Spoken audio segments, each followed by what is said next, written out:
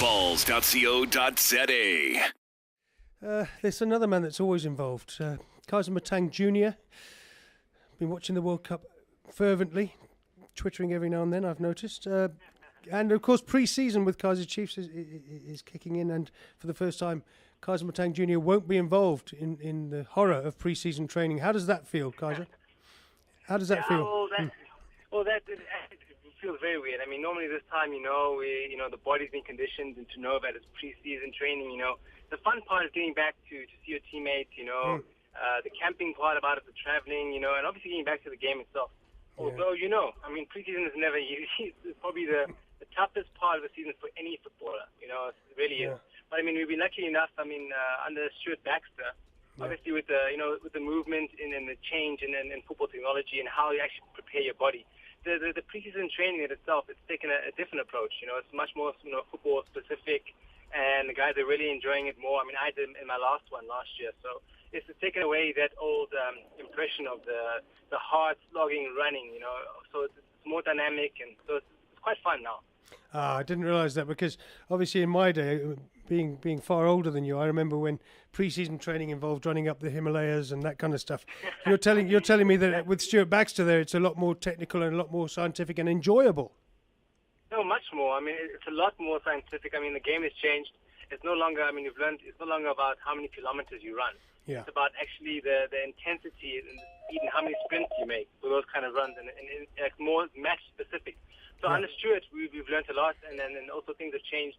And it helped our performance last year in terms of, even in the last 2 seasons, with the intensity we play at and the style of play that we have. And it's going across into world football. Things are no longer the same where you just, running for 10 kilometers a day. And on the pitch, it's all more specific training also. Of course, there's the physical elements that you have to add in, but it's how Stuart has been able to add the new physical dynamics. It's been very interesting. Yeah, no, I imagine it has got technically better. When we used to do pre-season training, and I'm sure you were involved in it for years as a youngster, even when you were at school in Britain, you would have gone through pre-season training with people like David Elleray, and who was your housemaster, I believe, who was a football referee at the top level. But how much sadness is there now? This is your first season out of football for what, 20 years? Yeah, it's something that I can't put into words. I've been lucky enough that I've been quite busy with a lot of projects off the field, but getting back to sort of my commitments now when I have to go into the office, you see the guys training, you see the guys coming for their preparation. And, once your body and it's been your passion for life, you can never, it's very hard to separate that part of it. So it's been very difficult, although, things in the other direction have been very exciting. Although that part of your heart will always be on the field, and, especially when you're seeing your teammates, enjoying it also, watching them in training. It's something that will, it's always be a sore part in your heart, but time has to move on. Yeah, no, time does have to move on for all of us. We all miss it, don't we? No matter how old you are, Kaizer. But has watching the World Cup cheered you up in terms of your involvement with football? Hasn't it been the most incredible World Cup? No, it really has. I know there's reports coming out from Brazil, and with FIFA saying, analyzing and saying that it could be one of the most exciting World Cups in World Cup history. And I think it's been unbelievable. To watch. We don't know whether it's the whole Brazilian fever or that South American, edge or something has to do with it. But it's just been exciting to see so many goals and the standard of football. And there's been everything in the World Cup. There's been excitement, there's been controversies, there's been history. Goal line technology, the game changing. It's just been it's quite nice to be part of it. Even though we didn't get to travel to Brazil, but it's been so exciting. I think Do you watch SABC or do you watch SuperSport?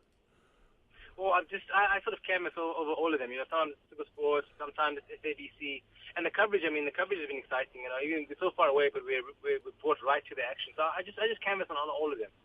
Yeah, mate. And what's amazing is we take for granted that every time there's a World Cup, the camera work gets slightly better, the commentators get slightly better, the analysts on both SABC. I've been watching SABC as your kind of authentic South African stuff, and obviously SuperSport have moved more into the international realm with gigs and Mendieta and that kind of thing.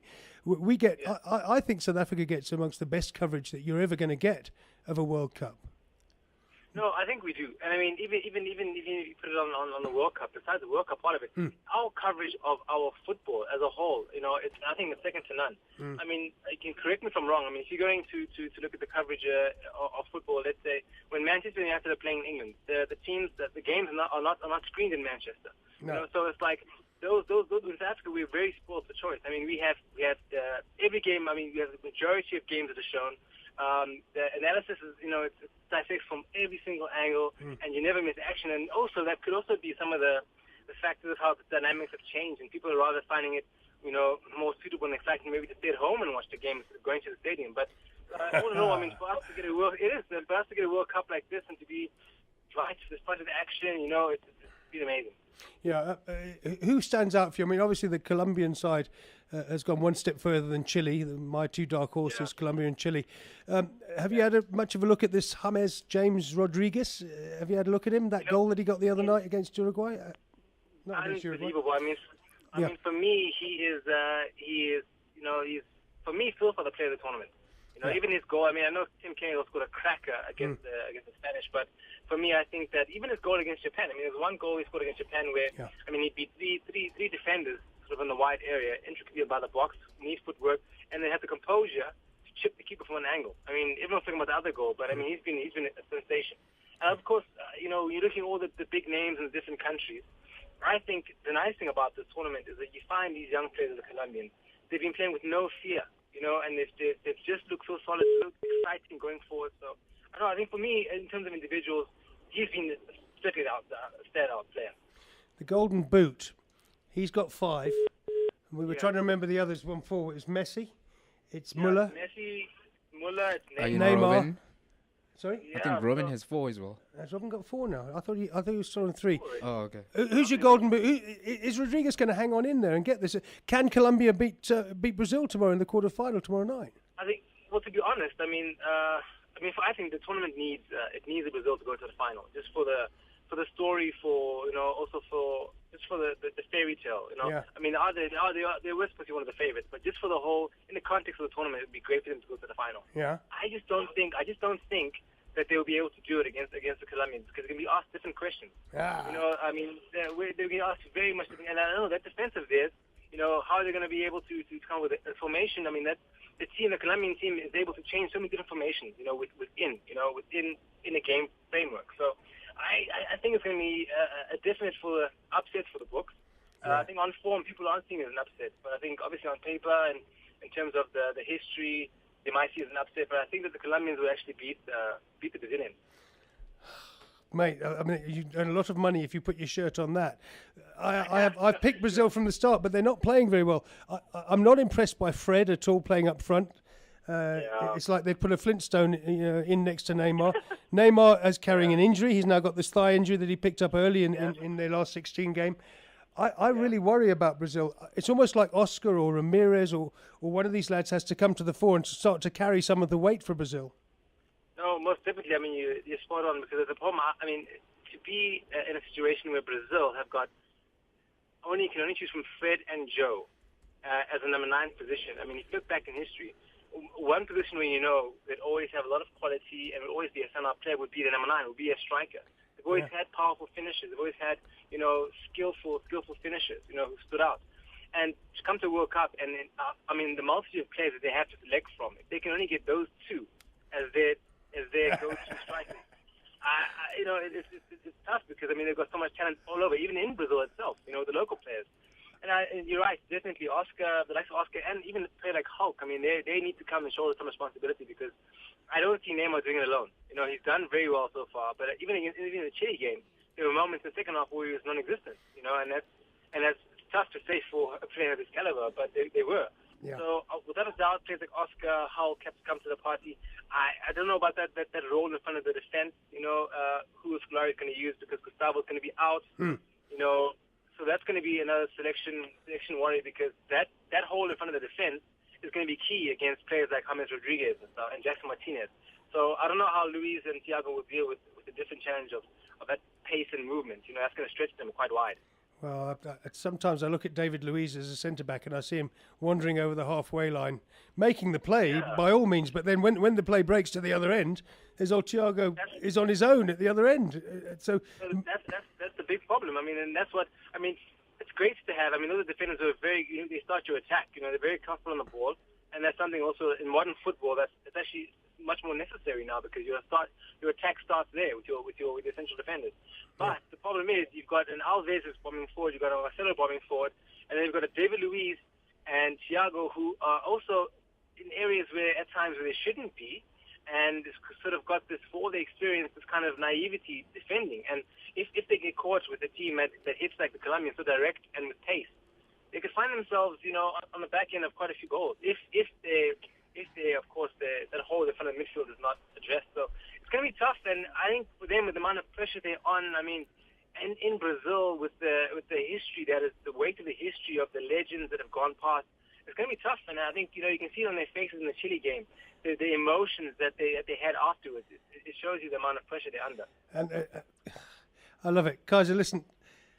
You know all about pressure. You've played for Kaizer Chiefs all your life, so you know that the pressure that Brazil are under. You're like the host nation in this country, or wherever you play in this country. True. And what I love about talking to you now, a player who's only been out the game a year.